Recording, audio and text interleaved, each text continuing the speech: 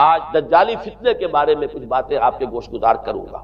پہلی بات یہ نوٹ کیجئے کہ یہ روایات صحیح مسلم میں بھی ہیں، جامع ترمذی میں بھی ہیں، سنن ابی داؤد میں بھی ہیں، سنن ابن ماجہ میں بھی ہیں، سنن نسائی میں بھی ہیں، مسند احمد ابن حنبل میں۔ یعنی یوں سمجھیے کہ صرف بخاری کو چھوڑ کر باقی صحاح ستہ کی تمام کتابوں میں اور بڑے جلیل القدر صحابہ سے یہ روایات ہیں۔ حضرت عبداللہ ابن عباس رضی اللہ تعالی عنہما حبر الامہ، حضرت عبداللہ ابن عمر رضی اللہ تعالی عنہما، حضرت ابو سعید خدری رضی اللہ تعالی عنہ، اور حضرت ابو الدرداء رضی اللہ تعالی عنہ۔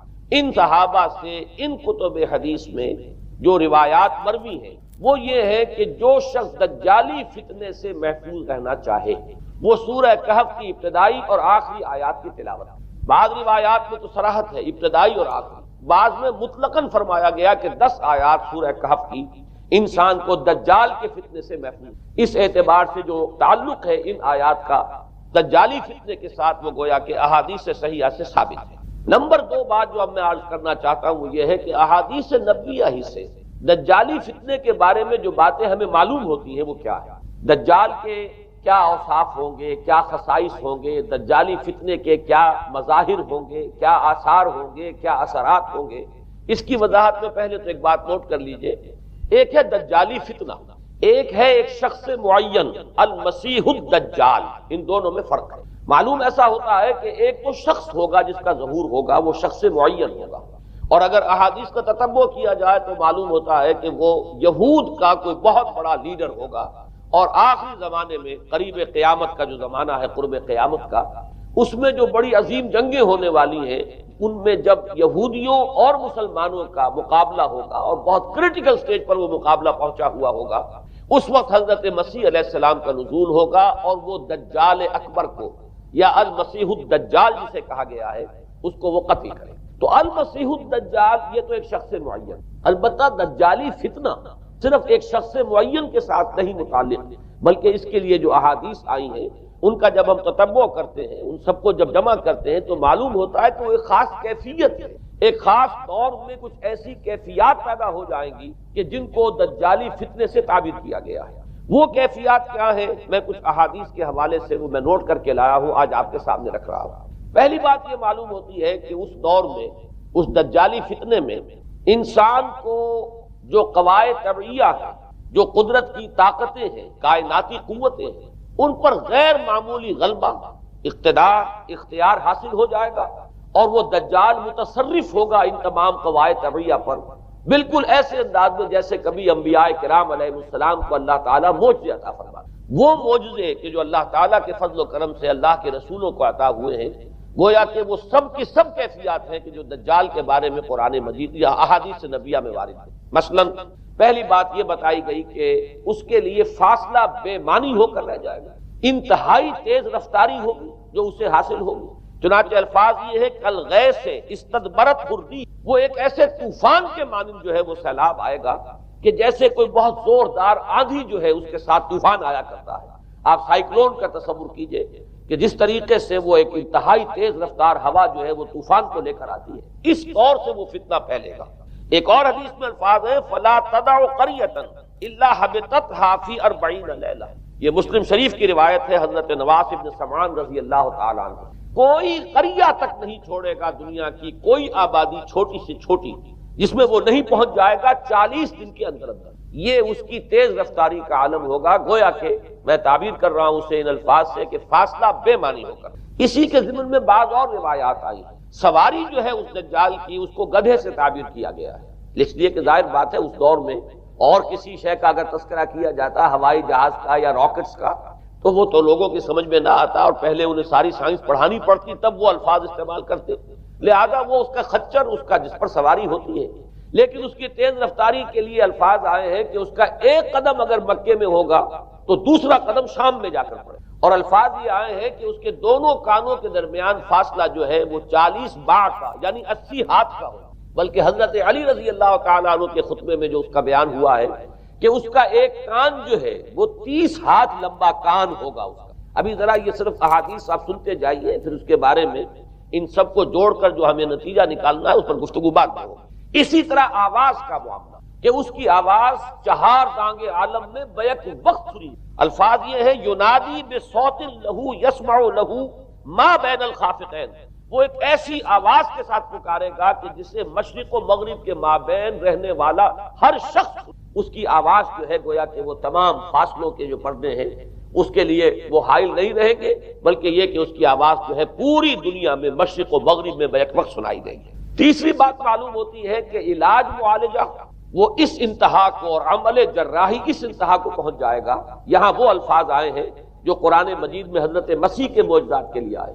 حضرت مسیح کے الفاظ جو ابرئ الاکمہ والابرص، کہ میں مادر ذات اندھے کو اور جو کوڑھ کا مرض تو ان دونوں کو میں ٹھیک کر دیتا ہوں۔ حضرت مسیح علیہ السلام صرف ہاتھ پھیرتے تھے اور مادر ذات جو نابینا ہے، اندھا، بینائی اس کی آ جاتی تھی، اور کوڑھی جو ہے اس کے جسم پر ہاتھ پھیرتے تھے اس کا کوڑھ درست ہو جاتا تھا۔ ابرئ الاکمہ والابرص، وہی الفاظ آئے حدیث میں کہ دجال کو یہ قدرت حاصل ہے۔ نمبر دو یہ کہ وہ یحیی الموتیٰ، جیسے کہ حضرت مسیح کے الفاظ ہیں وہ احیی الموتیٰ، میں زندہ کرتا ہوں مردے کو۔ حضرت مسیح فرماتے تھے ایک مردے کو قم باذن اللہ، اور وہ کھڑا ہو جاتا تھا۔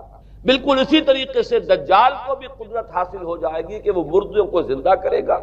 مزید وضاحت ایک حدیث میں یہ ہے کہ وہ ایک شخص کو آری کے ساتھ بیچ میں سے چیرے گا، دو ٹکڑے کر دے گا، پھر سیدھے گا اور زندہ کرے گا۔ معلوم یہ ہوا کہ علاج معالجے کا علم اور دوسرے یہ کہ جراحی کا علم جو ہے وہ اپنی ان بلندیوں کو پہنچے گا کہ اس حد تک انسان کی رسائی ہو جائے گی۔ چوتھی بات، اس کو زمین اور فضا پر اس قدر غلبہ حاصل ہو جائے گا۔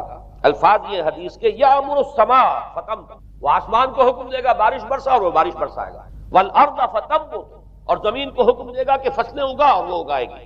ویمر بالخربۃ فیقول لها اخرجی کنوزک، اور وہ کسی ویرانے پر سے گزرے گا اور اسے حکم دے گا، ویران چٹیل میدان، اور حکم دے گا کہ اپنے خزانے نکال، اور فرمایا اس کا نتیجہ یہ نکلے گا فتتبعہ کنوزها، تو اس زمین کے جو خزانے ہیں وہ نکل کے اس کے ساتھ چلنے شروع ہو جائے۔ زمین پر قدرت، فضا پر قدرت، بارش کا حکم ہوگا وہ بارش ہو جائے گی، آسمان بارش برسائے گا، زمین اپنے خزانے اگل دے گی۔ پانچویں بات، وَيُبْعَثُ مَعَهُ الشَّيَاطِينُ عَلَى صُورَةٍ مَّن مَاتَ، اس کے ساتھ کچھ ایسے شیاطین مبعوث ہوں گے کہ جو ان صورتوں کو اختیار کریں گے ان لوگوں کی جو مر چکے، من الآباء والأمہات والمعارف، جو آباء و اجداد اور مائیں اور دادیاں اور جو بھی جان پہچان والے لوگ ہیں جو فوت ہو چکے ہوں گے، وہ ان کی صورت اختیار کریں گے۔ فَتَأْتِيَ أَحَدَهُمْ فَيَقُولُ أَلَسْتُ فُلَانًا أَلَسْتَ تَعْرِفُنِي، پھر وہ آئے گا اور وہ شیاطین آئیں گے اور انسان سے کسی سے بات کریں گے، کیا تم مجھے نہیں پہچانتے؟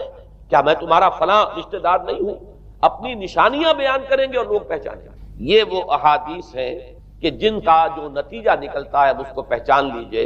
وہ نتیجہ یہ ہے کہ حضور صلی اللہ علیہ وسلم نے دجالی فتنے کے جو اوصاف بیان کیے یا جو علامات بیان کی، ان کا حاصل یہ ہے کہ سائنس اور ٹیکنالوجی کی وہ بلندیاں انسان کو حاصل ہو جائیں گی کہ جو چیزیں کبھی رسولوں کے معجزوں سے ظہور پذیر ہوتی تھی وہ قوانین طبیعہ پر تصرف کے باعث خود انسان کرنے لگے۔ یہ ہے در حقیقت حاصل۔ چنانچہ آج آپ دیکھیے وہ جو اس کا گدھا ہے وہ ہمارے آج کل کے ہوائی جہاز ہے، اور آپ کو معلوم ہے کہ یہ رڈار جو ہے ان کے ہوائی جہازوں کے یہ بالکل اینڈز پر ہوتے ہیں، ان کے بازوؤں پر، اور یہی ان کے کان ہیں، انہی سے انہیں وہ معلومات حاصل ہوتی ہیں۔ خود ان کی لمبائی چوڑائی جو ہے وہ کتنی ہے، اور پھر یہ کہ ان کے درمیان فصل جو ہے وہ 80 ہاتھ کا یا 40 ماہ کا وہ موجود ہے، اور جہاز کی ایک اڑان اب تو کہیں بات پہنچ گئی کہ آپ کو معلوم ہے کہ پوری دنیا کے گرد بھی ایک جہاز جو ہے وہ چکر لگا لیتا ہے چند گھنٹوں کے اندر۔ لیکن یہ ہے کہ عام جو رفتار ہے اس میں بھی ایک پڑاؤ سے دوسرے پڑاؤ تک، ایک جگہ سے جس کو ہاپ کرنا کہتے ہیں، یہ بھی کم سے کم 500-700 میل کا عام طور پر سفر جو ہے وہ جہاز طے کر رہا ہے۔ اسی طریقے سے ہماری جو سائنس کی خاص طور پر جو طبی سائنس ہے، اب اس میں جس طریقے سے کہ زندہ رکھا جاتا ہے انسانوں، اور وہ ویجیٹیبل چاہے کہا گیا ہے ان کو ہیومن ویجیٹیبل، لیکن یہ کہ دل کی دھڑکن بھی چلائے جا رہے ہیں، خوراک بھی پہنچا رہے ہیں، آدمی جو ہے وہ زندہ سال ہر سال تک زندہ پڑا رہتا ہے۔ اور یہ کہ سرجری بعض جانوروں پر تو یہ بات ہو چکی ہے کہ کاٹے گئے ہیں اور پھر ان کو سی دیا گیا ہے، جوڑ دیا گیا ہے۔ یہ تمام جو بھی معجزے ہیں اس وقت سائنس دکھا رہی ہے۔ اسی طرح اگر یہ معجزہ دیکھنا ہو کہ زمین جہاں کہیں کوئی آثار نہیں تھے کسی ایک پتے تک کے اگنے کے، اگر وہاں لہلہاتے ہوئے آپ کو چمن دیکھنے ہو، تو ویسے سب سے پہلے تو یہ معاملہ ہوا تھا اسرائیل نے جو کر کے دکھایا تھا، لیکن اب تو آپ ابو ظبی چلے جائیے، سعودی عرب میں چلے جائیے۔ سعودی عرب کے اندر حال یہ ہے کہ آپ اگر ہوائی جہاز سے سفر کریں ریاض سے جدہ تک تو آپ کو جگہ جگہ بڑے سرکولر پیچز نظر آئیں گے جہاز سے نہایت گرین، اور اس کے اندر جو ہے آرٹیفیشل اریگیشن کے ذریعے سے اور بہت عمدہ وہاں کاشت ہو رہی ہے اور بہت خوبصورت فارم ہے وہ تمام کے تمام سرکولر پیچز، اس لیے کہ جو اریگیشن ہوتی ہے وہ ان ویلز کے ذریعے سے ہوتی ہے کہ جو ایک سرکل میں چلتے ہیں اور پانی کی وہ آرٹیفیشل بارش جو ہے وہ ہوتی رہتی ہے۔ باقی یہ کہ فضا سے آرٹیفیشل رین، یہ تو بہت ہی سادہ سی بات ہے کہ فضا کے اندر ایٹماسفیرک کنڈیشن کو ذرا تبدیل کیا جائے تو بارش آ جاتی ہے۔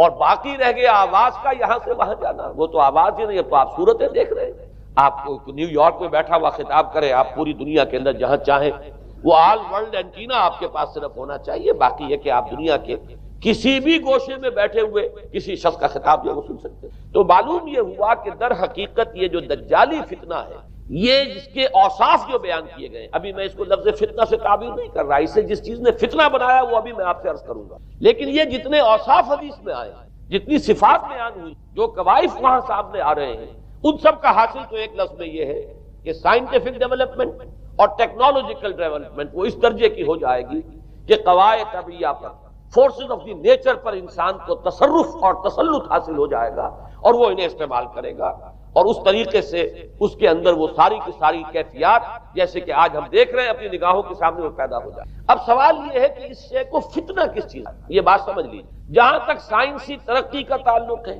تکنیکی ترقی کا تعلق ہے، یہ چیزیں فی الاصل فتنہ نہیں ہے، یہ تو وہ علم آدم الاسماء کلہا کا ظہور ہے۔ اللہ تعالیٰ نے ازل میں حضرت آدم علیہ السلام کو جو صلاحیت عطا فرما دی تھی، یہ ایکسفولیشن ہے اس کا ظہور ہے۔ جیسے کہ آم کی گٹھلی میں آم کا درخت ہے، لیکن ظاہر بات ہے کہ اس کو درخت بننے میں وقت لگتا ہے، پہلے وہ 2 پتے نکلتے ہیں، پھر وہ بڑھتا ہے معاملہ، کئی سال میں جا کر وہ درخت جو ہے وہ جوان ہوگا اور وہ پھل دے گا۔ اسی طریقے سے یوں سمجھیے کہ بالقوہ وہ علم حضرت آدم علیہ السلام کو دے دیا گیا، یعنی وہ صلاحیتیں ودیت کر دی گئی، وہ فیکلٹیز، سمع اور بصر اور فؤاد، دیکھو سنو نتیجہ نکالو اور آگے بڑھو۔ آپ نے چیز دیکھی، ایک سنی، نتیجہ نکالا، اس کو نوٹ کیا، آگے بڑھے، پھر کوئی چیز دیکھی، پھر کوئی سنی، اپنے سابق جو نتیجہ آپ نے نکال کر محفوظ کیا تھا اپنی میموری میں، اس کے ساتھ اس کو ٹیلی کیا، کوئی اور نتیجہ نکل آیا اور آگے بڑھے۔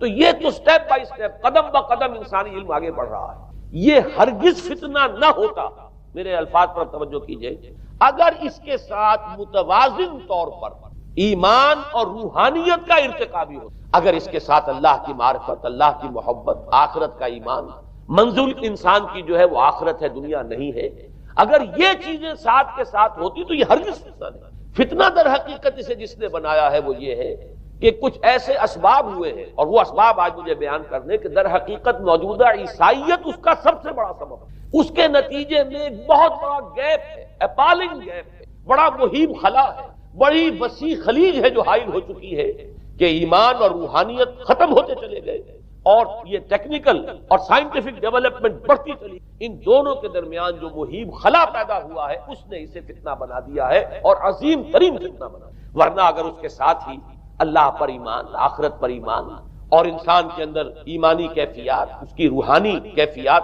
اگر یہ بھی برقرار رہتی بلکہ اس کے ساتھ متوازن طور پر ان کو ترقی کرنا چاہیے، تو یہ ہرگز فتنہ نہیں ہے۔ تو پہلی بات یہ سمجھ لیجئے کہ اگرچہ دجالی فتنے کے جو صفات، اس کے اوصاف، اس کی علامات، اس کے مظاہر جو بھی حدیث کے ذریعے سے ہمیں معلوم ہے، جس کا میں نے ابھی آپ کے سامنے تذکرہ کیا، وہ سب در حقیقت تعبیر ہے اس دور کا جو محاورہ ہے، اس دور کی جو زبان ہے، اس دور میں جن الفاظ سے گفتگو کی جا سکتی تھی، اس دور کے ایڈیم میں آج کی جو سائنٹیفک اور ٹیکنالوجیکل ترقی ہے گویا کہ اس کی تعبیر کی گئی ہے کہ وہ دجالی فتنہ ہوگا۔ لیکن اس شے کو فتنہ بنانے والی شے در حقیقت یہ ہے کہ ایک بہت بڑی خلیج حائل ہو چکی ہے ایمان اور روحانیت، اور دوسری طرف سائنٹیفک اور ٹیکنالوجیکل ڈیولپمنٹ میں ان دونوں کے درمیان اتنا بعد اور فصل پیدا ہو گیا ہے کہ جس کی وجہ سے اس نے فتنے کی شکل اختیار کی۔ اس کا سبب کیا ہے، آج ہمیں اس پر غور کریں۔ دیکھیے حضرت مسیح علیہ السلام کا دین، اور جیسا کہ میں نے عرض کیا اس سورہ کہف کے پہلے رکوع میں تذکرہ انہی کا ہو رہا ہے، وَيُنذِرَ الَّذِينَ قَالُوا اتَّخَذَ اللَّهُ وَلَدًا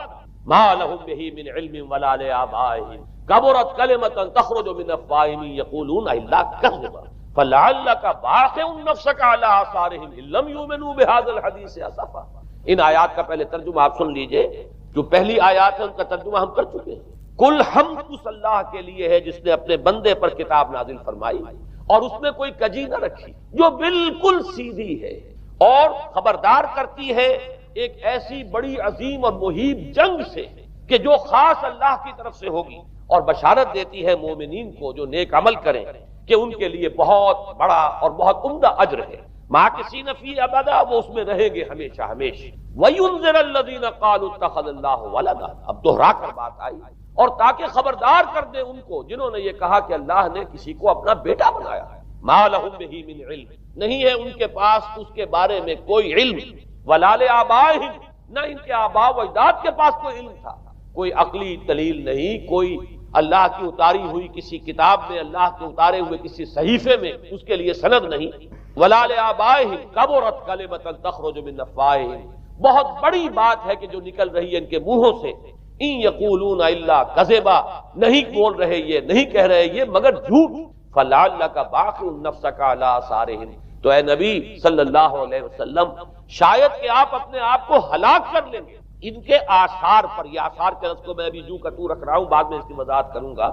ان لم یؤمنوا بهذا الحدیث اسفا، اگر یہ لوگ ایمان نہ لائے اس حدیث پر، یہ حدیث قرآن، اس پر اگر یہ ایمان نہ لائے، جیسے کہ وہاں فرمایا گیا تھا اگر رحمت خداوندی میں داخل ہونا ہے اے بنی اسرائیل تو یہ شاہدرہ ہے رحمت خداوندی کا قرآن حکیم، آؤ اور داخل ہو۔ یہاں پر ان عیسائیوں کو متنبہ کیا جا رہا ہے اگر وہ اس حدیث پر، یہ حدیث اللہ کی کتاب، احسن الحدیث کتاب متشابہہ فبأی حدیث بعدہ یؤمنون، اگر اس اللہ کی حدیث پر، اللہ کی کتاب پر یہ ایمان نہ لائے تو جو ان کے آثار ہوں گے، جو نتائج نکلیں گے، ان پر اے نبی شاید کہ آپ اپنے آپ کو صدمے اور رنج اور غم سے ہلاک کر۔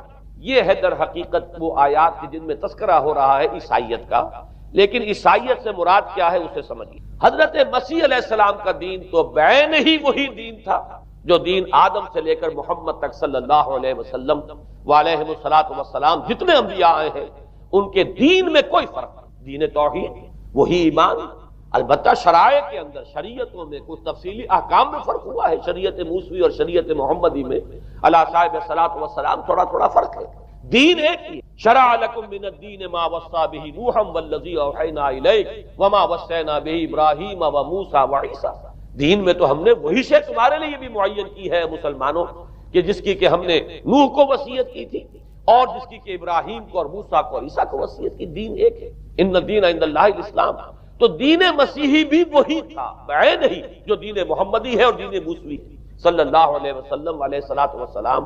البتہ حادثہ جو نہایت عظیم پیش آیا ہے اور وہ یہ ہے کہ ساؤل اس کا نام تھا پہلے، جس نے کہ اپنی زندگی میں حضرت مسیح علیہ السلام جب تک موجود تھے دنیا میں شدید انہیں تکلیفیں پہنچائیں، شدید ایذائیں پہنچائیں، ان کی مخالفت پر کمر بستہ رہا، لیکن اس کے بعد جب انہیں اٹھا لیا گیا، یا عیسائیوں کے عقیدے کے مطابق وہ سولی دیے گئے، اور اس کے بعد ان کا عقیدہ بھی یہ ہے کہ سولی پانے کے بعد پھر وہ زندہ ہو کر آسمان پر چلے، جبکہ ہم یہ سمجھتے ہیں اور ہمارا ایمان ہے کہ انہیں سولی دی نہیں گئی، بلکہ انہیں تو پہلے ہی اٹھا لیا گیا تھا، ان کی جگہ کوئی اور ہے۔ انجیل برنباس نے یہ بات بالکل واضح کر دی کہ در حقیقت وہی حواریین میں سے جس نے کہ غداری کی تھی اور پکڑوایا تھا، مخبری کی تھی، وہی ہے جس کی شکل بنا دی گئی تھی حضرت مسیح علیہ السلام کے جیسی مانند، اور وہ شخص ہے کہ جو سولی چڑھا۔ بہرحال عیسائیت اس وقت کی جو اس کا عقیدہ ہے اور جو ہمارا عقیدہ اور ایمان ہے، ان دونوں کی روح سے حضرت مسیح علیہ السلام آسمان پر اٹھا لیا۔ اس کے بعد اس نے دین مسیحی میں نقب لگانے کے، جو دین مسیح اصل دین اسلام تھا، اس کو کرپٹ کرنے، ڈسرپٹ کرنے کے لیے، اس میں نقب لگانے کے لیے اس نے اپنے ایک مکاشفے کا ذکر کیا کہ میں آ رہا تھا سفر میں کہ مجھے حضرت مسیح نظر آئے ہیں آسمانوں میں، اور انہوں نے مجھے کہا ہے کہ اے ساؤل تو مجھے کیوں ستاتا ہے، اور تو اب فلاں جگہ جا اور میرے نام سے نبوت کر۔ اس کے بعد اس نے لبادہ اوڑھا عیسائیت کا، اور اس نے آ کر جس طرح عبداللہ ابن سبا نے محمد الرسول اللہ صلی اللہ علیہ وسلم کے دین میں نقب لگائی، اسی طریقے سے اس شخص نے دین مسیحی میں نقب لگائی۔ فرق یہ ہے کہ دین محمدی صلی اللہ علیہ وسلم، کیونکہ یہ آخری دین، اب کوئی اور رسول آنے والا نہیں تھا، اللہ تعالیٰ کی طرف سے اس دین کو، اس شریعت کو ایک پروٹیکشن حاصل ہے، لہذا ایک جزو کی حد تک گمراہی جو ہے پھیل سکی، کل پر محیط نہیں۔ لیکن بدقسمتی سے دین مسیحی کے بارے میں یہ ہوا کہ کچھ عرصے تک تو کشمکش رہی ہے، اصل دین مسیحی پر بھی جو کاربند لوگ تھے اور جو اس کے اوپر مستقیم رہے وہ قائم کچھ عرصے تک رہے ہیں، لیکن ہوتے ہوتے تقریباً اس دور تک آ کر جب کہ حضور کی بعثت ہوئی ہے، اصل دین مسیح کے ماننے والے تقریباً ختم ہو چکے تھے، شاذ لوگ رہ گئے تھے، اور ان میں بھی یہ جرت نہیں تھی کہ اپنے اصل دین کا وہ اظہار کر سکتے، بلکہ ہوتے ہوتے ان 600 سالوں کے اندر یہ ہوا کہ وہی پالزم جو ہے در حقیقت اس نے ہی مسیحیت کی شکل اختیار کر لی۔ یہ پالزم جو ہے یہ ہے در حقیقت یوں سمجھیے کہ ادیان عالم کی تاریخ میں سب سے زیادہ گمراہ کن مذہب، جس کا رد عمل پیدا ہوا ہے یورپ میں، جس نے کہ اس دجالی فتنے کی شکل اختیار کی ہے۔ میں یہ چاہتا ہوں کہ اس کے ضمن میں چند باتیں آج آپ کے سامنے رکھوں۔ پال نے جو دین مسیحی میں یا دین اسلام میں جو صحیح دین ہے اللہ کا، اس میں 3 تبدیلیاں بنیادی کی۔ سب سے پہلا تو وہی جو قرآن کہہ رہا ہے، الذین قالوا اتخذ اللہ ولدا، مسیح کو، حضرت مسیح علی نبینا علیہ الصلوۃ والسلام، انہیں خدا کا بیٹا قرار دیا۔ اور اس میں بھی نوٹ کیجئے بیٹے کے لیے عربی زبان میں 2 لفظ ہیں، ابن اور ولد۔ ابن کا لفظ ذو معنیین ہے، 2 معنی ہے اس کے، ابن بیٹے کو بھی کہتے ہیں، اور ابن کا کوئی معنوی تعلق بھی ہو سکتا ہے، صرف بیٹا نہیں۔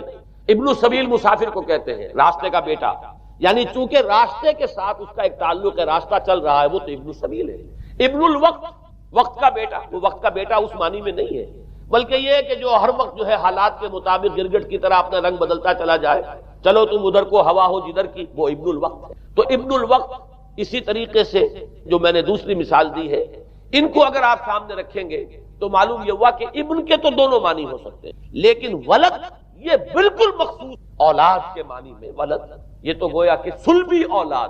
اور عیسائیت وہ ہے مذہب کہ جس نے کہ بدترین شرک کی صورت اختیار کی ہے، اور ان کے ہاں عقیدے میں یہ الفاظ ہیں کہ مسیح اللہ کا، خدا کا صلبی بیٹا، تاکہ کوئی شک نہ رہ جائے کہ کوئی اور نسبت ہے جسے ابن سے تعبیر کیا گیا، کوئی اور تعلق ہے جس کے لیے یہ لفظ اختیار کیا گیا، صلبی کا لفظ استعمال کیا گیا ہے کہ یہ خدا کا صلبی بیٹا۔ اور یوں سمجھیے اب اس کا جو نتیجہ نکلا کہ بیٹا اگر کسی کا ہے تو ظاہر بات ہے کہ وہ ہم جنس ہے، ہم نوع ہے اپنے باپ۔ انسان کا بیٹا انسان ہوگا، سید زادہ جو ہے سید کا بیٹا سید ہوگا، مغل کا بیٹا مغل ہوگا، گھوڑے کا بیٹا گھوڑا ہوگا، گدھے کا بیٹا گدھا ہوگا۔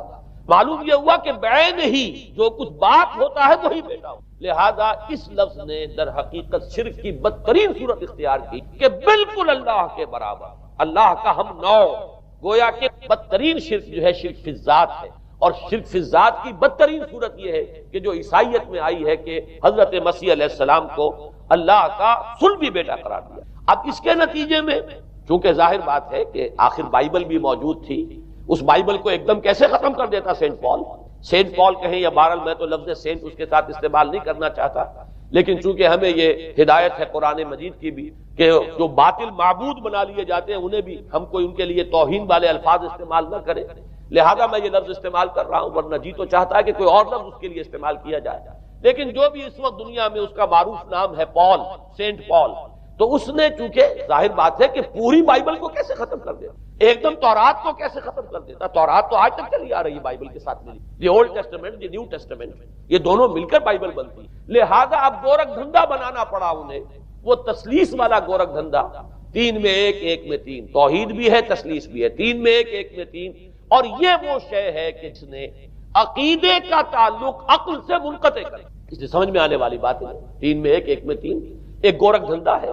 نتیجہ انہوں نے یہ نکالا کہ ڈوگما در حقیقت اس کا عقل سے کوئی تعلق نہیں، ڈوگما بس عقیدہ ہے، اور اس عقیدے ہی کے اوپر سارے دین کی بنیاد ہے، باقی وہ عقل میں آئے نہ آئے، عقل کے لیے قابل قبول ہو یا نہ ہو۔ یہ بات اچھی طرح سمجھ لیجئے کہ اگرچہ ہمارے ہاں ہم بھی یہ بات کہتے ہیں کہ بہت سے حقائق جو ہے کائنات کے وہ ایسے ہیں کہ جن تک عقل کی رسائی نہیں، اس کے لیے ہم مجبور ہیں، محتاج ہیں وحی کی ہدایت کے۔ لیکن 2 چیزوں میں فرق کیجئے، ایک ہے عقل سے ماوراء ہونا اور ایک ہے عقل کے خلاف ہونا، ان دونوں چیزوں میں زمین و آسمان کا فرق ہے۔ ایک وہ حقائق ہے کہ جو عقل از خود ان تک رسائی حاصل نہیں کر سکتی، لیکن جب وہ سامنے آتے ہیں تو عقل تسلیم کرتی ہے کہ ہاں یہ بات سمجھ میں آتی ہے۔ ایک وہ چیزیں ہیں کہ جن کو عقل تسلیم نہیں، تو ایک ہے مخالف عقل، ایک ہے ورائے عقل، ان دونوں میں زمین و آسمان کا۔ ہمارے دین میں تو عقل کو اپیل کیا گیا ہے، لعلکم تعقلون، لعلہم یعقلون، اولو الالباب الذین یعقلون۔ اب ظاہر بات ہے کہ عقل کو ہاتھو برہانکم ان کنتم صادقین، لاؤ دلیل اپنی، تو دلیل سے عقل سے اپیل کی۔ اور اس میں وہ رشتہ جو میں نے کئی مرتبہ بیان کیا علامہ اقبال کے اشعار کے حوالے سے کہ عقل گو آستہ سے دور نہیں، اس کی قسمت میں پر حضور نہیں، اور گزر جا عقل سے آگے کہ یہ نور چراغ راہ ہے، منزل نہیں، منزل تک تو عقل نہیں پہنچائے گی لیکن راستہ تو دکھاتی ہے، اور جب کہ وحی کی روشنی سامنے آتی ہے تو عقل اس کی تصدیق کرتی ہے۔ یہ ہے ہمارا موقف اور یہ ہے عقلی معقول موقف۔ لیکن عیسائیت نے، بلکہ کہنا چاہیے پالزم نے، مجھے یہاں پر لفظ عیسائیت اب استعمال کرنا نہیں چاہیے، اس لیے کہ حضرت عیسیٰ سے اب اس کی نسبت نہیں رہی، حضرت عیسیٰ سے اس کی نسبت جو ہے یہ مس نومر ہے، یہ غلط نام ہے۔ دی 100 کا مصنف جو ہے ڈاکٹر مائیکل ہارٹ، اس نے یہ بہت بڑی بات کہی، اس نے کہا در حقیقت موجودہ جو عیسائیت ہے اسے پالزم کہنا چاہیے، یہ پالزم ہے، کرسچینٹی نہیں ہے، اس لیے کہ در حقیقت حضرت مسیح علیہ السلام کی تعلیم جب تک وہ دنیا میں تھے وہ یہ نہیں تھی کہ جو پال نے، البتہ اس نے پال کو بہت بڑا شخص مانا، اس میں کوئی شک نہیں، اس لیے کہ اس نے تاریخ کے ایک دھارے کا جو ہے وہ رخ موڑ دیا ہے، اللہ تعالیٰ کے صحیح دین کو گویا کہ قلع قمع کر کے ایک نیا دین اس طریقے سے پھیلایا ہے کہ آج بھی شاید دنیا میں کثیر ترین تعداد عیسائیت ہی کے نام لیواؤں کی ہے، واللہ عالم، یا شاید گوتم بدھ کے ماننے والوں کی ہے،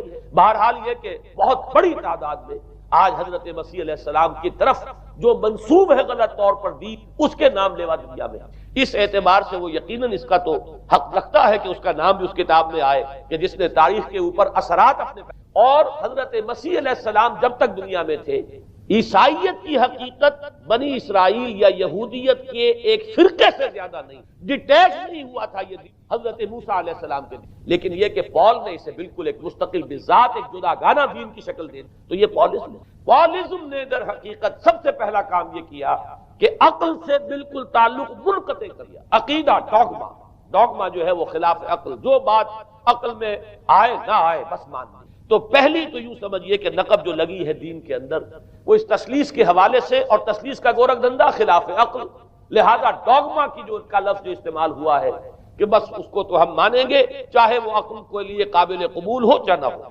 دوسرا، اس سے بھی زیادہ آپ دیکھیے ایک سے ایک بڑھ کر اینٹ رکھی جا رہی ہے، خشت اول چون حد میں مار کر تاثریہ امیر احمد دیوار پر۔ دوسرا کفارے کا عقیدہ جو مبنی ہے صلیب کے عقیدے، مسیح نے انتہائی ذلت کی موت، یعنی صلیب کی موت جو ہے وہ خود کہتے ہیں کہ انتہائی ذلت کی موت ہے، یہ ذلت کی موت کا پیالہ اس لیے پیا تاکہ اس کے ماننے والوں کی طرف سے کفارہ ادا ہو جائے۔ مسیح کفارہ ادا کر چکا ہے، اب جو شخص بھی مسیح کو مان لے گا اس کی گویا کہ نجات ہو گئی، اس کا عمل سے کوئی تعلق، عمل ہو نہ ہو، بد کردار ہو، اچھا کردار والا ہو، نیک ہو، بھلا ہو، جیسا بھی ہو، برا ہو، بدماش ہو، لچا ہو، لفنگا ہو، مسیح کو مان لے، صرف ماننے پر، اس لیے کہ مسیح تو اس کی طرف سے کفارہ پیش کر چکا، سارے گناہوں کا کفارہ جو ہے مسیح نے انتہائی ذلت آمیز موت جو ہے قبول کر کے گویا کہ اپنے ماننے والوں کے تمام گناہوں کا کفارہ دیا۔ یہ دوسرا عقیدہ، اس کا نتیجہ کیا نکلا؟ تسلیس نے عقل سے تعلق توڑ دیا تھا مذہب کا، اس نے عمل سے تعلق، ڈوگما ہی ڈوگما ہے، نہ عقل سے کوئی تعلق نہ عمل سے کوئی تعلق نہیں رہا۔ دین کی جڑیں جو ہے دونوں اعتبار سے، دین تو نام ان دو چیزوں کا، الا الذین آمنوا وعملوا الصالحات، دونوں کی گویا کہ جڑیں منہدم ہو گئی، بنیادیں منہدم ہو گئی، جڑیں کاٹ دی گئی کہ نہ اس کا تعلق عقل کے ساتھ ہے نہ عمل کے ساتھ۔ تیسری بات آئی ہے، اس نے کہا شریعت منسوخ، یہ عجیب ہے، دیکھیے جسے آئرنی آف فیٹ کہتے ہیں انگریزی زبان میں، ابھی تک بائبل کے اندر سینٹ میتھیو کے جو روایت ہے، متی کی انجیل جسے کہا جاتا ہے gospel of the Lord according to Saint Matthew, اس میں جو سرمن آف دی ماؤنٹ ہے، ایک وعظ ہونے کے اعتبار سے واقعتاً میں اس کی عظمت کا بڑا قائل ہوں، عظیم ترین وعظ ہے دنیا کا، اس کے شروع میں یہ الفاظ موجود ہیں، don't think I have come to destroy law, ہرگز یہ نہ سمجھنا کہ میں شریعت کو ختم کرنے آیا۔ وہ یہ کہہ کر گئے تھے کہ شریعت موسی تم پر لاگو رہے گی، عائد رہے گی، لیکن پال نے تیسرا نقب لگایا شریعت ساقط کر، اس کی ضرورت کیوں محسوس ہوئی یہ بھی سمجھ لیجئے۔ حضرت مسیح یہ کہہ کر گئے تھے کہ میں صرف بنی اسرائیل کے لیے آیا ہوں، میں اسرائیل کے گھرانے کی کھوئی ہوئی بھیڑوں کی تلاش میں آیا ہوں، انجیل میں یہ الفاظ آج بھی۔ حضرت مسیح نے اپنے حواریین کو جب بھیجا ہے کہ اب جاؤ تبلیغ کرو میری طرف سے، اس کی ہدایتوں میں ایک ہدایت یہ بھی ہے کہ تمہیں صرف اسرائیلیوں تک تبلیغ کرنی ہے، باہر نہیں، میں صرف اسرائیلیوں کی طرف رسول بنا کر بھیجا گیا ہوں، یہ الفاظ بھی موجود ہیں۔ اگرچہ اس وقت کے انجیل میں جو الفاظ ہیں وہ تو میں سمجھتا ہوں کہ حضرت مسیح علیہ السلام کے شایان شان نہیں ہے، وہاں کوئی نہ کوئی تحریف ہوئی ہے لفظی، اس لیے کہ وہاں تشبیہ یہ دی گئی ہے کہ کوئی اپنے بچے کے حصے کی روٹی جو ہے کتے کے آگے نہیں ڈالتا. گویا کہ جینٹائلز جو ہیں غیر بنی اسرائیلی، انہیں اس جملے کی روح سے انہیں کتوں سے تشبیہ دی جا رہی ہے کہ میرے پاس میرے بچوں کے حصے کی روٹی ہے، میرے بچے ہیں اسرائیلی، میری روٹی جو ہے یہ جو میرے پاس ہے وہ اسرائیلیوں کے لیے ہے. کوئی اپنے بچوں کے حصے کی روٹی کتے کو نہیں کھلاتا. یہ جملہ تو میں سمجھتا ہوں حضرت مسیح کا نہیں ہو، لیکن یہ ہدایت کہ تمہیں تبلیغ صرف اسرائیلیوں میں کرنی ہے، یہ قرآن مجید کی روح سے ثابت ہے. اس لیے کہ قرآن بھی یہ کہتا ہے کہ رسولاً الی بنی اسرائیل، حضرت مسیح علیہ السلام رسول بنا کر بھیجے گئے تھے بنی اسرائیل کے، اس لیے کہ وہ یوں سمجھیے کہ جسے ہمارے ہاں عام اصطلاحات میں علماء کہا کرتے ہیں تاج و تخت ختم نبوت، وہ تاج و تخت ختم نبوت تو ابھی منتظر تھا محمد الرسول اللہ صلی اللہ علیہ وسلم کی آمد کا، کہ وہی آئیں گے تو انہی کی بعثت ہوگی پوری نوع انسانی کی. آپ سے پہلے کسی رسول کی بعثت پوری نوع انسانی کی طرف نہیں ہوئی بشمول حضرت مسیح علیہ السلام. ہر جو ہے رسول جو آیا ہے آپ سے پہلے اپنی اپنی قوموں کی طرف آیا ہے. لیکن اس پول نے کیا کیا؟ پہلے تو یہ اصول توڑا. ہم اس دین مسیحی کی یا جو پولزم ہے اس کی اب تبلیغ کریں گے غیر اسرائیلیوں میں، وہاں انہیں دقت پیش آئی. شریعت موسوی بڑی بھاری شریعت ہے، اب وہ بھاری شریعت جو ہے اس کو قبول کرنا تو لوگوں کے لیے آسان نہیں ہے. انہوں نے یہ کیا کہ یہ شریعت تم پر ثابت، شریعت کا بوجھ تم پر نہیں، برڈن آف لا یہ تمہارے لیے. اور میں یہاں مثال دے دینا چاہتا ہوں، بین ہی تاریخ نے اپنے آپ کو دہرایا ہے. عبداللہ ابن سبا نے جو فتنہ شروع کیا تھا ہمارے ہاں، ہماری تاریخ میں جو اس کے اثرات پھر پیدا ہوئے، ان میں سے ایک جو ہے وہ شکل اسماعیلیت والی ہے کہ اسماعیلیت نے بھی بین ہی یہی شکل اختیار کی. ہندوستان میں آ کر جب اسماعیلی داعیوں نے جب تبلیغ کی ہے تو شریعت ساقط کر دیا. آج آپ کو جو اسماعیلی ملیں گے ان کے ہاں کوئی شریعت نہیں ہے، کوئی نماز نہیں، مسجد ان کی ہوتی نہیں، جماعت خانہ ہوتا ہے، وہ کلب گھر ہے، آتے ہیں جمع ہوتے ہیں کھانا کھاتے ہیں، اللہ اللہ خیر صلی اللہ کو باتیں چیتیں کرتے ہیں. ان کے اوپر شریعت ہے ہی نہیں، نہ روزہ ہے نہ نماز ہے. اور بین ہی وہی جو اختیارات میں ابھی آپ کو بتاؤں گا کہ جو پوپ کے ہیں وہی ان کے امام حاضر کے اختیارات. بہرحال تیسری نقب جو میں نے عرض کیا آپ سے وہ یہ تھی کہ شریعت منسوخ، اس کا نتیجہ کیا نکلا؟ اب دیکھیے ذرا غور کیجئے، ایک بہت بڑا خلا پیدا ہو گیا. وہ خلا کون پر کرے گا؟ شریعت کے بارے میں سارے اختیارات اب پوپ کو حاصل. وہ جس چیز کو چاہے حلال کر دے، جس چیز کو چاہے حرام کر دے، جس چیز کو چاہے قرار دے دے کہ یہ ممنوع ہے، جس چیز کی چاہے اجازت دے دے. اس لیے کہ اب شریعت تو رہی نہیں، خلا ہے، اس میں سوالات تو پیدا ہو گئے. یہ کام کیا جائے یا نہ کیا جائے، کون کرے گا؟ تو جب شریعت ختم ہوئی تو سارا اختیار پوپ کے ہاتھ میں. یہ میں بعد میں ذرا اور تفصیل سے بتاؤں گا کہ کیسے کیسے اختیارات پھر مذہبی طبقے کے ہاتھ میں آئے ہیں. اس کے نتیجے میں تاریخ انسانی میں ورسٹ فارم آف تھیوکریسی پیدا ہوئی. تھیوکریسی کسے کہتے ہیں؟ جو آج کی اصطلاح میں گالی تھیوکریسی. قائد اعظم کے جملے آپ نے کئی پڑھے ہوں گے. اسلام میں کوئی تھیوکریسی، مذہبی طبقے کی حکومت نہیں اسلام میں، اور 100% درست ہے. تھیوکریسی کہتے ہیں ایک مذہبی حلقے کی، مذہبی طبقے کی حکومت، اس کے ہاتھ میں اختیارات آتے. اور قرآن مجید میں اسی وجہ سے ان کے اوپر الزام لگایا گیا اتخذوا احبارهم ورهبانهم اربابا من دون. انہوں نے اپنے علماء اور صوفیوں کو اللہ کے سوا اپنے معبود بنا لیا. حضرت عدی ابن حاتم رضی اللہ تعالیٰ عنہ جب ایمان لائے، یہ حاتم طائی جو مشہور ہے سخاوت میں، ان کے بیٹے ہیں، قبیلہ طے سے ان کا تعلق ہے. حاتم طائی تو طے سے ہے، ان کے بیٹے عدی ہیں، یہ عیسائی تھے. یہ جب ایمان لائے اور پھر انہوں نے قرآن پڑھا تو انہیں ایک اشکال ہوا کہ قرآن مجید میں تو ہم پر الزام لگایا گیا ہے کہ اتخذوا احبارهم ورهبانهم اربابا من دون اللہ. تو عرض کیا انہوں نے، ڈرتے ڈرتے عرض کیا ہوگا حضور کی خدمت میں کہ حضور یہ بات تو کچھ درست نہیں معلوم ہوتی، ہم نے تو کبھی اپنے علماء اور رہبان کو خدا نہیں سمجھا. وہ اس مغالطے میں تھے کہ جب تک سجدہ نہ کیا جائے شاید خدا نہیں مانا گیا. حضور نے پوچھا کیا ایسا نہیں ہے کہ جس چیز کو وہ حلال کہہ دیں تم حلال مان لیتے ہو، جس چیز کو حرام کہتے ہیں حرام مان لیتے؟ جی ہاں یہ تو ہے، یہی تو فرمایا اربابا من دون اللہ ہے. تحلیل و تحریم کا اختیار صرف اللہ کا یا اللہ کے نمائندے کی حیثیت سے اس کے رسول کے پاس ہے جس کو وحی آتی ہے. اس کے بعد کسی کو اختیار نہیں. اجتہاد کر سکتا ہے لیکن اجتہاد کے لیے دلیل دینی ہوگی نص سے. کتاب اللہ سے کوئی دلیل لاؤ، سنت رسول اللہ سے کوئی دلیل لاؤ، استنباط کرو، عقل سے بات کرو. لیکن یہ ہے کہ تحلیل و تحریم یہ خدائی اختیار ہے، اللہ کے ہاتھ میں اس کا اختیار ہے. اور اللہ کے نمائندے کی حیثیت سے زیادہ یہ اللہ کے رسولوں کے ہاتھ میں اختیار آتا ہے. اس کے علاوہ کسی کے لیے کسی اور کے لیے یہ مان لیا گیا، تبھی تو ان کو خدا بنا لیا گیا. اسی معنی میں آج کی جمہوریت جو ہے وہ بدترین شرک ہے کہ یہاں یہ تسلیم کیا جاتا ہے کہ ساورنٹی جو ہے وہ عوام کی، ساورنٹی آف دی پیپل. کیا معنی ہے کہ عوام کے نمائندے جو چاہیں قانون بنا دیں، جس چیز کو چاہیں حلال ٹھہرائیں، جس چیز کو چاہیں حرام ٹھہرائیں. ان کے پاس حلت و حرمت کے جو پورے اختیارات ہیں ان کے پاس آ گئے. یہی تو خدائی مقام ہے، خدا کا مقام دے دیا گیا، اس سے بڑا شرک کیا ہوگا؟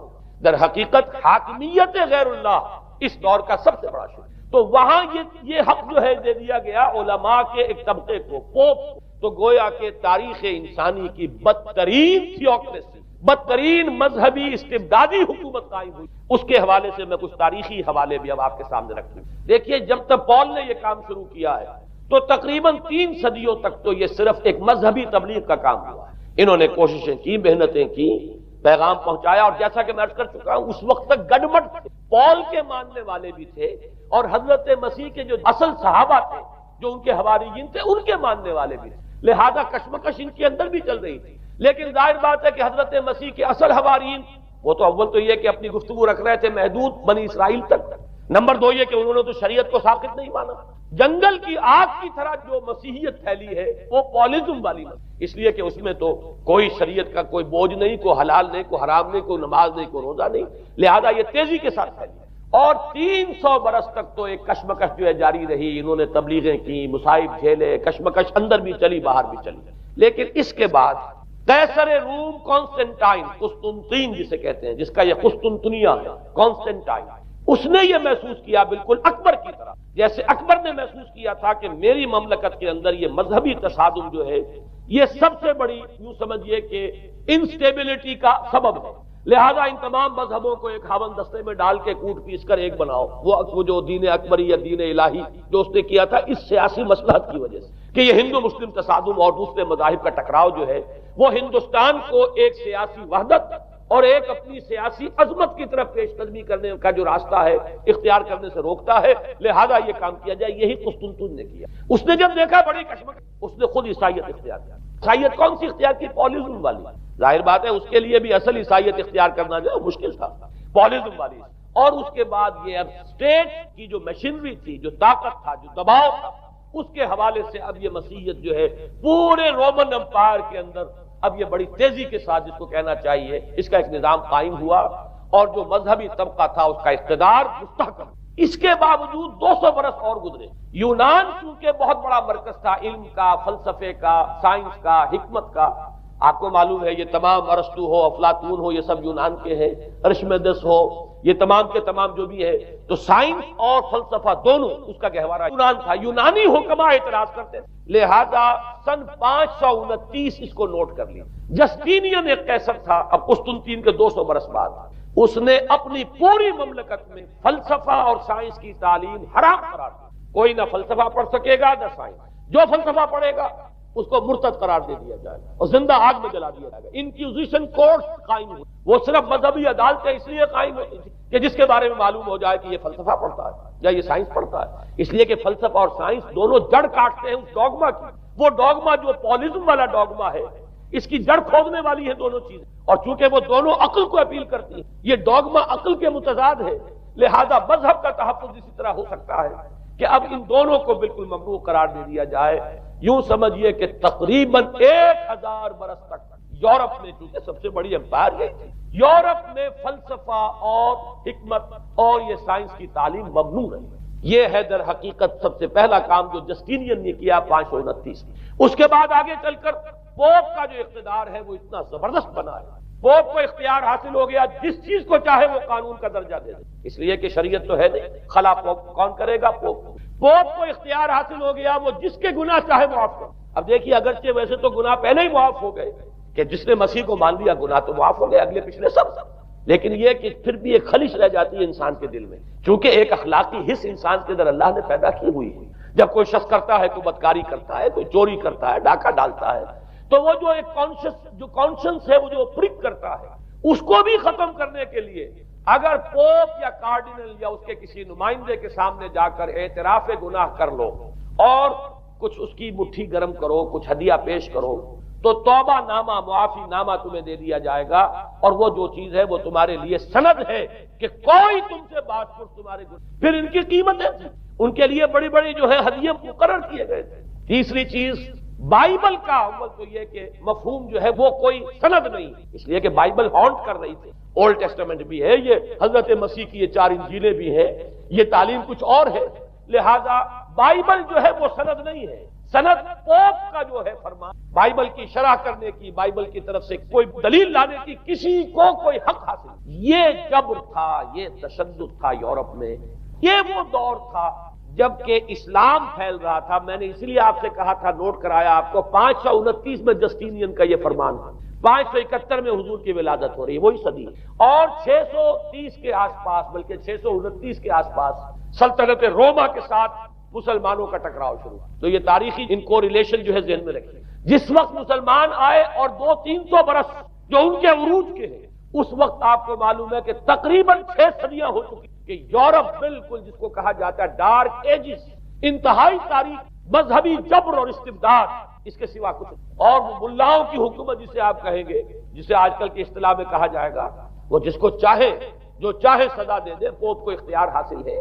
کسی کے بارے میں ذرا جیسے بعض اوقات خبریں سچی ہیں یا جھوٹی، لیکن میں مثال دے رہا ہوں جیسے خبریں آتی رہی ہیں ایران کے بارے میں کہ کہیں اگر معلوم ہو گیا ہے تو پاسداران انقلاب پہنچے اور سمری ٹرائل اور فوراً ختم کیا آدمی۔ اس قسم سے انکوزیشن رپورٹس جو ہیں وہ کورٹس وہاں قائم ہوئے، اور یوں سمجھیے کہ لاکھوں افراد تحت کیے گئے، زندہ جلائے گئے۔ لیکن اس کے بعد جب عالم اسلام میں وہ روشنی پھیلی، اور خاص طور پر بنو عباس کے زمانے میں، اب بھاگ بھاگ کر وہاں جو بھی تھے فلسفے کے اور سائنس کے کوئی دلچسپی رکھنے والے، وہ بھاگ کر عالم اسلام میں آ گئے۔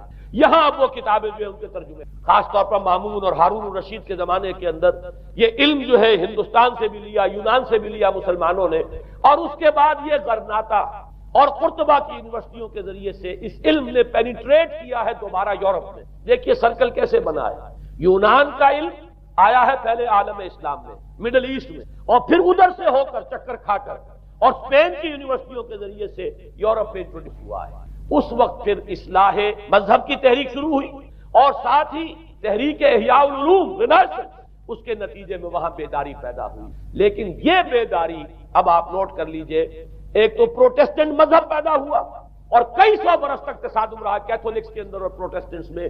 پورے اسلام کی تاریخ میں کبھی اتنے خونی فسادات نہیں ہوئے ہیں، کبھی بھی شیعہ سنی فساد بھی کبھی اتنا نہیں جتنا کہ کئی سو برس تک رومن کیتھولکس اور پروٹیسٹنٹس کے مابین یورپ میں ہوتا رہا ہے۔ بلکہ اس میں تو ایسے ایسے واقعات آتے ہیں کہ لگ بھگ 10 لاکھ افراد جو ہیں وہ ختم ہوئے ہیں۔ یہ آپس کا تصادم جو تھا، پروٹیسٹنٹ مذہب جو پیدا ہوا اصلاح مذہب کی تحریک کے ذریعے سے، اور وہ رومن کیتھولک پاپائیت والا نظام، ان کے درمیان جو تصادم ہوا، 10 لاکھ کی تعداد بتائی جاتی ہے کہ آدمی مارے گئے۔ بلکہ فرانس کا ایک شہر ہے، وہاں تو 19 دن تک مسلسل قتل عام کیا گیا پروٹیسٹ، اور وہاں حاملہ عورتوں کے جو ہے پیٹ چاک کر کے بچے نکال کر ان کو بھی جو ہے ختم کیا گیا ہے۔ یہ سارا ظلم جو ہے وہاں ہوا ہے، تصادم ہوا ہے۔ اس کے نتیجے میں آپ خود سوچئے کہ کس قدر نفرت پیدا ہوئی عوام کے اندر مذہب سے۔ اس کے ساتھ ہی اب وہ علم ہوا، سائنس شروع ہوئی، لہذا علم اور سائنس دونوں کی جڑ میں مذہب سے شدید نفرت ہے۔ یہ ہے وہ سبب کہ جس نے یہاں سے راستے علیحدہ کر دیے۔ اور مذہب کیونکہ جبر کرتا ہے، مذہب کیونکہ عقل کے اوپر بیڑیاں بٹھاتا ہے، پہرے بٹھاتا ہے، بیڑیاں ڈالتا ہے، اور مذہب کیونکہ تشدد کرتا ہے، لہذا مذہب کے خلاف ایک نفرت، ایک ریئیکشن، یہ ہے اس ساری سائنسی ارتقاء اور سائنٹیفک اور ٹیکنالوجیکل جو ڈیولپمنٹ ہوئی ہے، اس کی جڑ میں مذہب سے نفرت جو ہے اس کے بیج بو دیے گئے۔ اور یہ جو 250-300 سال میں اب یہ جو تناور درخت بن کر آیا ہے کہ ایک طرف سائنس کی ترقی، ٹیکنالوجی کی ترقی آسمان کو چھو رہی ہے، آج انسان چاند کے اوپر تو انسان کے قدم جو ہے پہنچ چکے ہیں، اور آپ کا ایک راکٹ جو ہے وہ پورے تمام سیارے جو ہیں جو ہمارے سولر سسٹم کے ہیں ان سب کا چکر لگا کر، اور وہ اس سے باہر چلا گیا ہے، خلا کے اندر کہاں گیا کچھ پتا نہیں۔ لیکن یہ کہ تقریباً یوں سمجھیے کہ سن 77 کا چلا ہوا وہ، اور 12 برس تک اس نے سفر طے کیا ہے، کم سے کم سولر سسٹم کا جو ہے اس نے پورا جو ہے احاطہ کیا۔ اور جو میں نے آپ کو وہ احادیث سنائی، ان کے حوالے سے بات کیا سمجھ میں آئی کہ یہ سائنٹیفک، ساری کی ساری سائنٹیفک ڈیولپمنٹ، یہ ٹیکنالوجیکل ڈیولپمنٹ، لیکن چونکہ اس کے ساتھ مذہب کا انکار ہے، خدا پر ایمان نہیں ہے، آخرت کا یقین، روح کا گویا کہ انکار، روحانیت تو بہت دور کی بات ہے، روح کا بھی انکار۔ نتیجہ یہ ہے کہ ان دونوں چیزوں کے مابین وہ گیپ، جسے میں نے کہا تھا ایپالنگ گیپ، ایک بہت بڑا گیپ ہے جو پیدا ہو چکا ہے۔ اب میں حدیث آپ کو سنا رہا ہوں، بخاری شریف میں جو روایت ہے، حضور نے فرمایا کہ دجال کے ماتھے پر لکھا ہوا ہوگا کافارا، کفر۔ الفاظ یہ ہے انہ مکتوب بین عینیہ کافارا، علیحدہ علیحدہ، یقرأہ کل مومن کاتب و غیر کاتب، وہ اس طرح نمایاں لکھا ہوا ہوگا کہ ہر شخص اسے پڑھ لے گا، چاہے وہ لکھنے والا ہو چاہے نہ ہو، لکھا پڑھا ہو چاہے نہ ہو۔ یعنی اس تہذیب کی پیشانی پر کفر لکھا ہو، مذہب سے دشمنی، مذہب سے بغض، مذہب سے دوری، مذہب کی ہر چیز کی نفی۔ آج جو ایک عالمی تہذیب ہے جس کا کہ غلبہ ہے ہمارے اس پورے گلوب پر، اس میں 3 چیزوں کے مقابلے میں 3 چیزوں کی اہمیت ہے۔ خدا کی اہمیت نہیں ہے، ہوگا، ہم انکار بھی نہیں کرتے، لیکن ہم جانتے بھی نہیں کہ ہے کہ نہیں۔ ہاں، اہمیت کائنات کی، غور کرو، کائنات کے قوانین کو سمجھو، ایکسپلائٹ کرو، قوت جو ہے نیچر کی قوت اس کو مسخر کرو، اس کو استعمال کرو، ہوگا خدا ہے یا نہیں ہے، چھوڑو اس بحث کو۔ اصل اہمیت جو ہے وہ کائنات، اسی طرح اصل اہمیت اس مادے کی ہے۔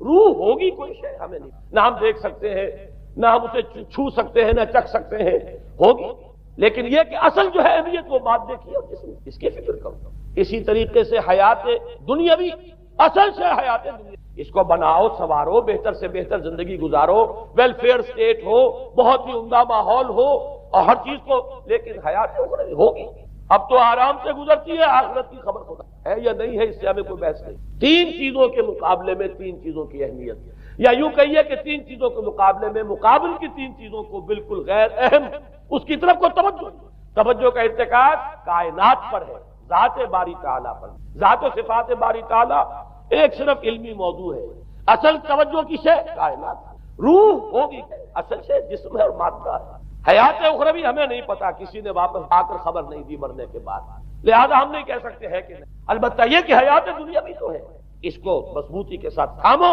اس کو بہتر بناؤ۔ توجہ کا اصل ارتکاز حیات دنیا، یہ ہے وہ گلوبل سویلائزیشن جو در حقیقت یورپ سے ابری، اور یورپ سے ابری ہے، اس کی بنیاد میں مذہب کی دشمنی موجود، جو رد عمل تھا در حقیقت اس پاپائیت کے نظام کا جو پولزم کے ذریعے سے دنیا میں قائم ہوا، یہ وجہ ہے۔ اور آج انسان جہاں کھڑا ہے، غور کیجئے، انتہائی ہولناک جنگ جو وہ اس کے سر پر ایک خطرے کے طور پر مسلط ہے۔ 2 جنگیں اس 1 صدی میں ایسی ہو چکی ہیں جنہیں اپنے ورلڈ وار 1 اور ورلڈ وار 2 اتنے بڑے پیمانے پر قتل و غارت دنیا میں پہلے کبھی نہیں، اس لیے کہ پہلے فوجوں کی جنگیں ہوتی، آبادیوں پر جا کر کہیں کوئی قتل عام ہو گیا، ورنہ یہ کہ قبضہ لیا، پہلے وہ کسی اور کی ریت سے اب کسی اور کی ریت ہو گئی۔ آیا بابر آیا، اس نے پانی پت کے میدان کے اندر ابراہیم لودھی کو شکست دے دی، دلی میں آ کر اس نے کسی کا خون نہیں بہایا، بس وہ آ کے تخت پر قابل ہو گئے۔ کہیں کہیں ہوئے ہیں فتنے یا پھر عذاب الہی آتے رہے ہیں کہ رسولوں کے انکار کی سزا کے طور پر قوم نسیہ منسیہ کی گئی ہے، لیکن جنگیں جو دنیا میں ہوتی وہ جنگوں کا معاملہ جو ہے وہ اس نوعیت کا ہوتا تھا، وہ فوجوں کے درمیان ٹکراؤ ہوتا تھا، میدان جنگ میں کشتوں کے پشتے لگتے تھے، لیکن اس کے بعد نہیں ہو گیا، کہیں کسی نے بہت غصہ نکال دی۔ لیکن اس صدی میں اب جو جنگیں ہوئی ہیں اس سے تو ملک کے ملک تحس، آبادیاں ختم، اور جو تیسری جنگ ہوگی یہ جان لی، آخر انسان کب تک اسے ٹالے گا۔ رشیا کے بارے میں یہ سمجھنا کہ وہ پیچھے ہٹ گیا ہے، پشپائی اختیار کر لی، اس نے بہت بڑی حماقت ہے۔ وہ در حقیقت اب ڈپلومیسی کی راہ سے سپریمیسی چاہتا ہے، لہذا تصادم تو ہو کر رہے۔ مولانا مناظر حسن جیلانی رحمۃ اللہ علیہ کے خیالات جو ہیں وہ مجھے اس سورہ کہف کے ابتدائی آیات کے ضمن میں مجھے ان سے اتفاق ہے، اور بہت سی چیزیں ان سے ماخوذ ہیں۔ اسی طریقے سے جو حدیث اب میں آپ کو بتا رہا ہوں، میرے سامنے اس کا متن نہیں ہے، مولانا حامد میاں رحمۃ اللہ علیہ انہوں نے مجھے یہ بتایا تھا کہ جو میں نے جمع کیے ہیں حالات و واقعات، قیامت سے پہلے جو حالات و واقعات پیش آنے والے ہیں جن کی پیشین گوئی احادیث میں ہیں، ان سے معلوم ہوتا ہے کہ ایک بہت بڑی خوفناک جنگ، اتنی بڑی خوفناک جنگ، اور ان کے الفاظ یہ ہے کہ اس میں دونوں فریق جو ہوں گے ان میں بڑی تعداد عیسائیوں کی ہوگی، ادھر بھی ادھر بھی، ایک طرف البتہ عیسائیوں کے ساتھ مسلمان بھی ہوں گے، یہودی بھی ہوں گے، اور دوسری طرف خالص عیسائی طاقت، اور ان کے درمیان اتنی خوفناک جنگ ہوگی۔ الفاظ ان کے یہ ہیں اس حدیث کے جو انہوں نے مجھے بتائے کہ ایک پرندہ سینکڑوں میل تک پرواز کرے گا اور اسے سوائے لاشوں کے اور کچھ نظر نہیں۔ آپ تصور کیجئے اگر ایٹمک وار ہو جاتی ہے تو یہی ہوگا، تہس نہس ہو جائے گا، معاملہ ختم ہو کر رہ جائے گا۔ اور یہ چیز جو ہے یہ بہرحال یہ جتنا کچھ پائل اپ کیا گیا ہے، یہ ڈسٹرکٹیو فورس سائنس کی یوں سمجھیے کہ معراج اب یہی ہے۔ اب تو سٹار وارز کی باتیں ہو رہی ہیں کہ صرف زمین پر نہیں، باہر بھی یہ جنگیں ہمیں لڑنی، یہ کہ اس کا کیا حال ہوگا۔ امریکہ میں ایک پکچر تیار کی گئی تھی، دی ڈے آفٹر غالباً اس کا نام ہے، اس میں ایک نقشہ دکھایا گیا ہے اس قدر ہولناک کہ یہ 100 اونچی منزلہ عمارتیں جو ہے یہ ایسے جیسے کہ کچے گھروندے ہوتے ہیں، ایسے وہ پگھل کر رہ جائیں گے. اور یوں سمجھیے کہ انسان جو ان کے اندر ہوں گے، ایک ایک منزل کے اندر، ایک ایک ایسی 100 منزلہ عمارت کے اندر ہزاروں آدمی ہو، جیسے کہ کوئی ایسی کالونی ہو کوئی کی چیوٹیوں کی، اور اس پوری کالونی کو آپ اپنے پاؤں سے مسل دیں.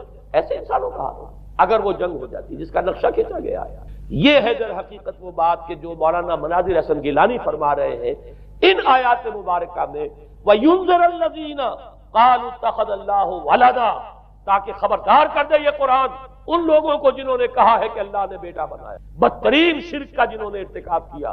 اور اسی ولدیت مسیح کے عقیدے سے وہ ساری کرپشن جو ہے دین خداوندی کی، دین مسیح اصل جو دین تھا اس کی جو ہوئی ہے، اور اس کے نتیجے میں آج نوع انسانی وہاں کھڑی ہے.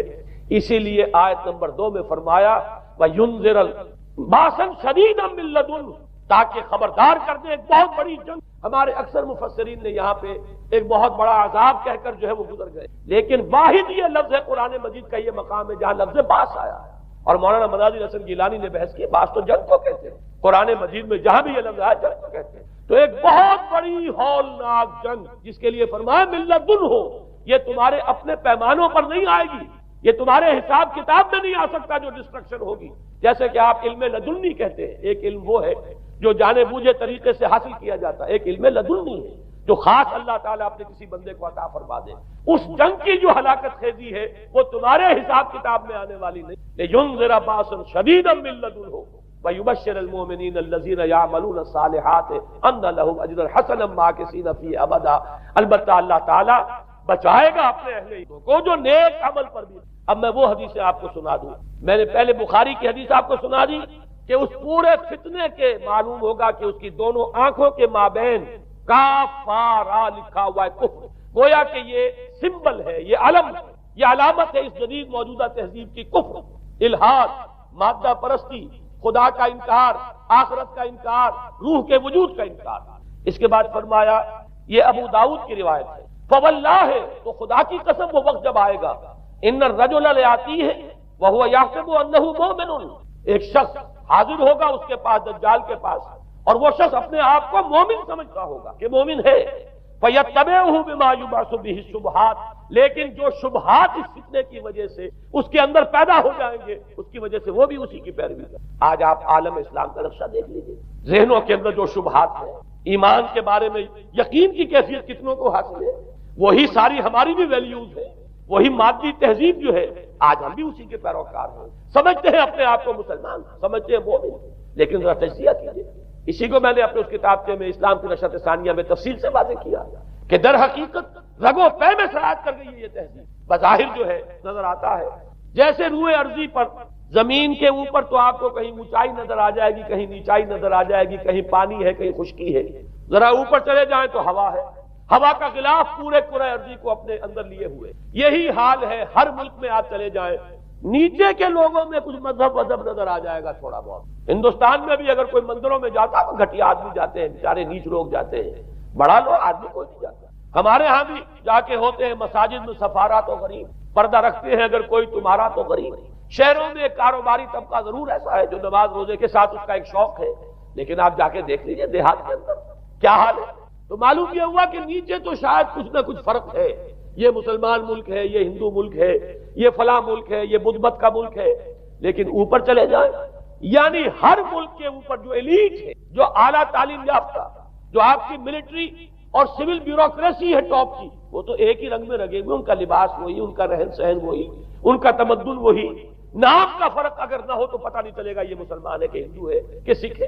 پر پتہ چلے گا وی پی سنگھ نام ہے تو پتہ چلے گا کہ ہندو ہے. لیکن یہ کہ باقی اس کی وضاحت، اس کا لباس، اس کا اٹھنا بیٹھنا، آپ کے ہاں یہ تو کچھ عوامی دور میں آ کے کرتا شلوار جو ہے وہ آئی ہے، لیکن وہ بھی اندرون ملک ہوتی ہے. باہر جا کر ہمارے اپنے ان لوگوں کے جو لباس ہوتے ہیں آپ کو دیکھیے کہاں فرق معلوم ہو جائے گا کہ کون مسلمان ہے اور کون ہندو اور کون پارسی ہے اور کون عیسائی ہے. تو معلوم یہ ہوا کہ اوپر ایک ہی گلوبل سیویلائزیشن ہے جس کا دور دورہ ہے، اور اس سیویلائزیشن کے ماتھے پر لکھا ہوا ہے کافارا. اس میں وہ ایمان نہیں ہے، اس میں الحاد ہے، مادہ پرستی ہے، کفر ہے. اس میں آخری حدیث جو میں آپ کو سنا رہا ہوں، حضور نے فرمایا آخر من یخرج الیہ النساء، اس فتنے کی طرف پیش قدمی کرنے والا آخری طبقہ ہوگا عورتوں. وہ جب اس تہذیب کی طرف لپکیں گے، یہ طبقہ جب آگے بڑھے گا، یہ جو ہمارے ہاں بھی جلوس نکلتے ہیں، شریعت کا مذاق اڑانے والے جلوس، اسلامی احکام کی نفی کرنے والے جلوس نکلتے ہیں، اور ان کے جس طریقے سے ڈسپلے ہوتا ہے اخبارات کے اندر، جتنا ان کے لیے اعزاز ہے، جتنی ان کے لیے یہاں پر تکریم ہے ہمارے معاشرے کے اندر، اس کو پیش نظر رکھیے. آخر من یخرج الیہ النساء حتی ان الرجل لیرجع الی امہ وابنتہ واختہ وعمتہ فیوثقها رباطا، یہاں تک کہ ایک بندہ مومن کا حال یہ ہو جائے گا کہ وہ دوڑے گا اور کوشش کرے گا اپنی ماں کو، بیٹی کو، بہن کو، پھوپھی کو باندھ کر رکھے کہ وہ نکل نہ جائے. یہ حال ہو جائے گا کسی شخص کا. آج کتنے لوگ بے بس ہو چکے ہیں، اب وہ باندھ کر رکھنے والے بھی گویا کہ ہتھیار ڈال چکے. ورنہ یہ کہ ایک دور تھا کہ کچھ نہ کچھ باندھ کر رکھنے والے تو تھے، لیکن اب تو آزادی کی صورت آئی ہے تو باندھ کر رکھنے والے جو ہے وہ ہار مانتے. اب تو آپ دیکھیں گے اچھے بھلے نظر یہ آتا ہے، داڑھی رکھی ہوئی ہے، خود جو ہے وہ مذہبی مزاج کے ہیں، لیکن بالکل بے پردہ کو خاتون جو ہے عین ان کے سوٹ پیچھے بیٹھی ہوئی یا ان کے کار کے اندر ان کی برابر کی چیز کے اوپر بیٹھی ہوئی. بے پردگی، یہ اباحیت، ہمارے اخبارات کا جو حال ہے خدا کے لیے یہ رنگین صفحات بند کرو، لیکن مجال ہے جو کسی کے کان پر جھول. لہذا حدیث کے الفاظ نوٹ کیجئے، آخر من یخرج الیہ النساء، اس فتنے کی طرف پیش قدمی کرنے میں آخری طبقہ جو ہوگا وہ خواتین کا ہوگا. حتی ان الرجل لیرجع الی امہ وابنتہ واختہ وعمتہ، یہاں تک کہ آدمی دوڑے گا، پکڑے گا اپنی ماں کو، اپنی بیٹی کو، اپنی بہن کو، اپنی پھوپھی کو، اور اسے باندھ کے ہی کوشش کرے گا کہ کہیں وہ اس طریقے سے اس دجالی فتنے کے اندر جو ہے وہ اسی کی پیروی کے اندر گھر سے نہ نکل جائے. یہ ہے وہ فتنہ جس کی لپیٹ میں اس وقت پوری دنیا آئی ہوئی. اب نوٹ کیجئے اس فتنے کے لیے اب میں چند باتیں اور کہہ رہا ہوں. لغوی بحث کیا ہے؟ دجال کسے؟ یہ بنا ہے لفظ دجل. دجل اور فریب یہ ہماری زبان میں بھی مستعمل. دجل و فریب دھوکہ دینے والی، ملمہ، حقیقت کچھ ہو اوپر کچھ اور پردہ ڈال دیا گیا، یہ دجل ہے. گندم نمائی جو فروشی دجل ہے، فریب ہے. اسی کے لیے دوسرا لفظ عربی زبان کا جو قرآن میں کثرت سے آیا وہ غرور ہے، دھوکہ. اصل میں یہ دنیا دھوکہ ہے جو حیات اخروی کے لیے ایک پردہ بن کر ہماری آنکھوں پر پڑ گیا. میں وہ آیات اب آپ کو جلدی سے سنا رہا ہوں. فرمایا مل حیات الدنیا الا متاع الغرور. سورہ آل عمران میں بھی آیت آئی، سورہ حدید. لوگوں سن لو، یہ دنیا کی زندگی سوائے دھوکے کو. میں بعد میں عرض کر دوں گا کہ ایک دوسرا رخ بھی ہے دنیا کی زندگی کا، لیکن اس وقت یہ آیات سن لی. غرتکم الحیات الدنیا، تمہیں دھوکے میں ڈال دیا اس دنیا کی زندگی نے. یہ سورہ جاثیہ کی آیت نمبر 35. غرتہم الحیات الدنیا، انہیں دھوکے میں ڈال دیا دنیا کی زندگی نے. یہ سورہ انعام میں آیت نمبر 70 بھی ہے، آیت نمبر 130 بھی. تیسری مرتبہ سورہ اعراف میں آیت نمبر 51 اور 2 مرتبہ سورہ لقمان اور سورہ فاطر میں آیا فلا یغرنکم الحیات الدنیا ولا یغرنکم باللہ الغرور. دیکھو لوگوں، کہیں تمہیں دنیا کی زندگی دھوکے میں نہ ڈال. یہ دنیا کی زندگی جو ہے دھوکہ بن کر ایک فریب کا پردہ ہماری آنکھوں پر ڈالتی ہے کہ یہ ہمارا مطلوب مقصود، اسی کے لیے بھاگ دوڑ، اسی کو بنانا سنوارنا. وہ جو میں عرض کر چکا ہوں، 3 چیزوں کے مقابلے میں 3 ہوتی ہے. حیات دنیاوی جب مطلوب بن جائے، حیات دنیاوی جب انسان کی اصل محبوب بن جائے، تو گویا کہ حیات اخروی اب نگاہوں سے اوجھل ہو گئی، آنکھ اوجھل پہاڑ ہو گئی. یہی ہے اصل دجل، یہی ہے اصل فریب. آیات اور سنیے، سورہ اعلیٰ، بل تؤثرون الحیات الدنیا والآخرۃ خیر وابقیٰ. لوگوں، تمہاری گمراہی کی اصل جڑ بنیاد کیا ہے؟